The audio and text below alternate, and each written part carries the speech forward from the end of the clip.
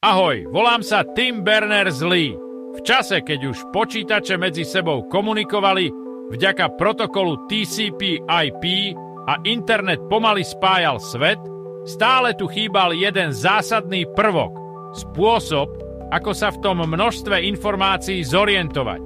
Niečo, čo by internet urobilo ľudsky zrozumiteľným.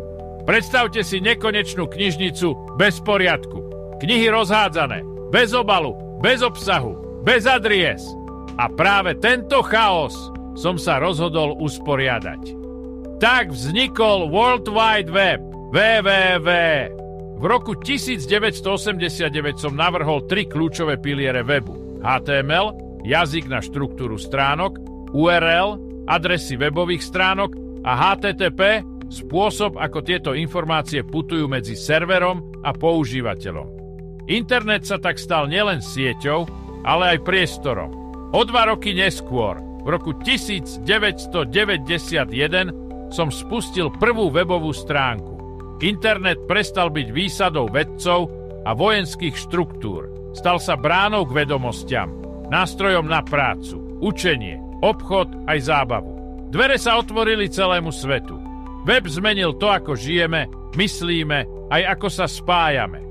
Nebol som jediný, kto na tom pracoval, no mojou víziou bolo sprístupniť vedomosti všetkým, bez rozdielu. A dnes? Dospeli sme do bodu, kde máme všetky knihy sveta vo vrecku. Internet, ako ho poznáme, je digitálnym odrazom ľudstva. No niečo sa zmenilo. Na tomto technologickom rázcestí sme odbočili z pôvodnej cesty. Naším cieľom už nie je len informácia. Je ním myslenie. Myslenie strojov. Objav posledného čipu neznamenal iba klasickú nulu a jednotku. Ale čo ak by to bola nula aj jednotka zároveň? Iný uhol pohľadu, nový spôsob vnímania reality, vstupujeme do kvantového sveta. Príroda nie je klasická a ak chcete urobiť simuláciu prírody, bude to lepšie, ak použijete kvantovú mechaniku. Richard Feynman. Myšlienku, že len kvantový počítač dokáže naplno simulovať realitu, vyslovil ako prvý Feynman. No bol to David Deutsch, ktorý túto myšlienku posunul ďalej a vytvoril teoretický základ kvantového počítania. A tak vám o kvantovom svete, kde nula a jednotka môžu existovať naraz, porozpráva ďalší vizionár, David Deutsch.